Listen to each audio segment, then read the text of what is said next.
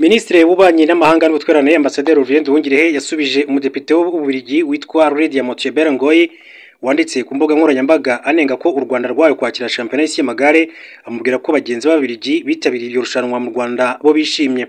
Lydia Motshebel Ngoyi yanditse ku rubuga rwa X agaragaza ko u Rwanda rutari rukwiye kwemererwa kwakira championnat y'isi y'amagare, arushinja guhonyura uburenganzira bwa muntu, akifuza ko ruhabwa akato mu mikino nk'uko byakorewe igihugu cy'Uburusiya kubera intambara bwatangije kuri Ukraine.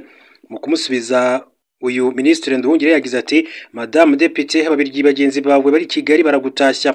Ndagira nkwibutse ko umukinnyi wanyu ndashyikirwa Remco Evenepoel nawe yatsinze ku nshuro ya gatatu yikurikiranya mu bagabo mu gusiganwa n'ibihe.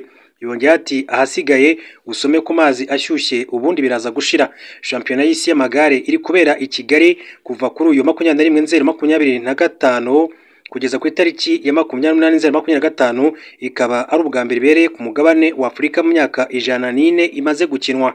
Ku itariki ya 18/2025 Ababiligi barimo abagabo n'abagore bahagurutse ku kibuga cy'indege cya Zaventem Bruxelles mu murwa mukuru w'Ububiligi bitabiriye championnat y'isi y'amagare. Babwiye ikinyamakuru rya Kadomo.com ko bafite amatsiko menshi yo kugera i Kigali bagatangira ingendo z'igare rya VTT bakanakurikirana irushanwa muri rusange. Kuri uyu wa 21/2025 nibwo harimo hakinwa icyiciro cya mbere cy'irushanwa ari cyo gusiganwa n'ibihe mu bagabo ndetse no mu bagore, individual time trial ITT, aho Umubirigi witwa Remco Evenepoel yegukanye umwanya wa mbere ndetse na mugenzi we witwa Van Wilder Iran yegukana umwanya wa gatatu. Ni ibintu byanashimishije Ababiligi benshi cyane baje gushyigikira abakinnyi babo, aho wabonaga amabendera y'Ababiligi menshi cyane afitwe n'abafana, aho isiganwa ryasorerwe kuri Kigali Convention Center, ndetse abaganira n'itangazamakuru bagaragaje ko bishimiye kugera mu Rwanda ndetse basanze ari igihugu cyiza gifite abantu beza bitandukanye n'ibyo babwirwaga. Hashize igihe u Rwanda ruzambije umubano n'Ububiligi mu bya diplomasi bitewe n'uko icyo gihugu cy'Iburayi cyakoze iyo bwabaga gishaka gukomanyiriza u Rwanda ku rwego mpuzamahanga, kirushinja guhungabanya umutekano wa Repubulika Iharanira Demokarasi ya Kongo, ibintu u Rwanda ariko rutayemye kuvuga ko nta shingiro bifite. Kuva u Rwanda rwakwemererwa kwakira championnat y'isi y'amagare yanatangiye kuri iki cyumweru, nabwo bamwe mu bayobozi mu nzego zitandukanye mu Bubiligi bagaragaje kutabyishimira, ndetse byamenyekanye ko bakoze ibishoboka kugira ngo u Rwanda rwambugwe aya mahirwe yo kwakira irushanwa mu Rwanda, ariko bikaba byarababereye iby'ubusa. Tukiri kandi ku bijyanye n'aya marushanwa akomeje kubera mu gihugu cy'u Rwanda, uyu mukinnyi witwa Remco Evenepoel mu Bubiligi n'ubundi wabaye umukinnyi wa gatatu mu mateka wegukanye championnat y'isi y'amagare mu gusiganwa n'ibihe inshuro 3 yikurikiranya, n'umwe mu bakinnyi banyuze mu yindi mikino irimo umupira w'amaguru. Ibi yabikoze ku cyumweru tariki 20/2025 ubwo mu mujyi wa Kigali hatangizwaga championnat y'isi y'amagare itegurwa n'ishyirahamwe ry'umukino wo gusiganwa ku magare UCI. Uyu mukinnyi rero ni umwe mu bafite amateka ahambaye mu mukino wo gusiganwa ku magare, tukaba rero tugiye kurebera hamwe bimwe mu bigwi afite kuva yatangira gukina. Remco Evenepoel yavutse tariki 25 Mutarama mu mwaka wa 2000, bivuze ko afite imyaka igera kuri 25.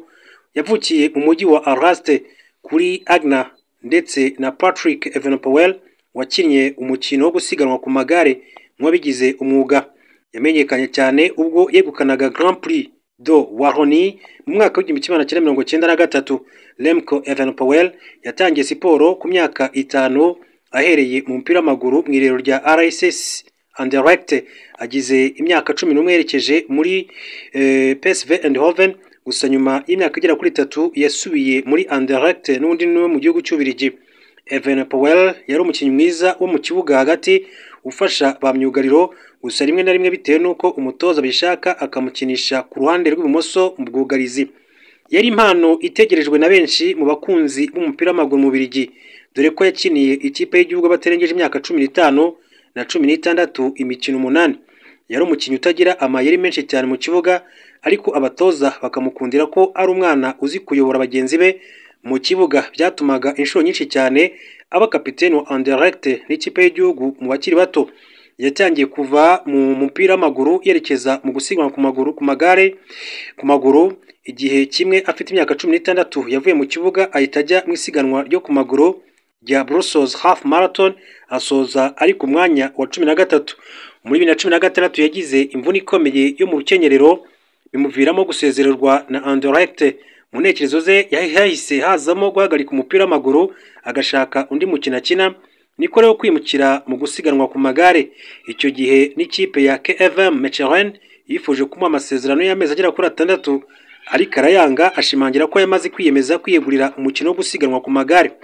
Muri 2017 Evenepoel yatangiye gufashwa n'umutoza witwa Fred van der Vaart wari inshuti ye ya se. Icyo gihe kandi yagorwaga no kunyonga no kuyobora igare ari kumwe n'abandi bakinyi, dore ko amasiganwa 10 ya mbere yakinye 9 muri yo atayarangizaga kubera kugwa. Inshuro yaboneyeho insinzi ya mbere yahise afatiraho muri 2018 yegukana European Junior Road Cycling Championships, haba mu gusiganwa n'ibihe ITT no gusiganwa mu muhanda bisanzwe road race. Ari gusiganwa muri road race hagati ye n'umukinnyi wamukurikiye icyo gihe harimo iminota 9 n'amasegonda 48. Mu mwaka ukurikiyeho yongeye kwitwara neza atwara UCI Junior muri ibyo byiciro byombi.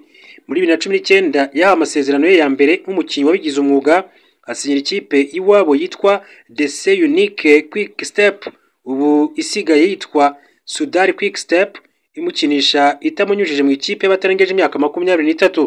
Mu isiganwa rya mbere yakiniye iyi kipe rya Vuelta na San Juan, Evenepoel yabaye umukinnyi mwiza ukiri muto mu irushanwa, aba uwa 9 muri rusange arushwa n'ibihanganye nka Julian Alaphilippe ndetse na Valerio Conti. Isiganwa yegukanye bwa mbere mu mateka ye ni Tour of Belgium. Muri uwo mwaka kandi 2019 yegukana isiganwa ryo ku rwego rw'isi World Tour rya Classica du San Sebastian. Evenepoel yegukanye shampiyona y'uyu Burayi 2019. Bigeze mu masiganwa shampiyona y'isi y'amagare muri uwo mwaka yanga guhatana mu batarengeje imyaka 23 ajya mu cyiciro cy'abakuze. Icyo gihe yatwaye umudari wa feza nyuma yo kuba uwa kabiri. Kuva icyo gihe rero yayisaba umukinnyi wo kwitega by'umwihariko mu cyiciro cyo gusiganwa n'ibihe individual time trial. Ibi rero yabigezeho kandi kuko yegukanye icyiciro cyo gusiganwa n'ibihe muri shampiyona y'isi y'amagare yo muri 2023, 2024 ndetse na 2025 mu Rwanda. Asigaje inshuro imwe agakuraho agahigo nk'aka Fabian Cancellara waritwaye inshuro 4. Kugeza ubu kandi ari mu bakinnyi 3 ku isi bonyine begukanye iri siganwa inshuro 3 zikurikiranya. Abandi ni umunya-Australia witwa Michel Roger muri 2003, 2004, 2005 n'umudage witwa Tony Martin 2011, 2012 na 2013. 2022 yegukanye shampiyona y'isi yo gusiganwa ku magare mu muhanda bisanzwe road race.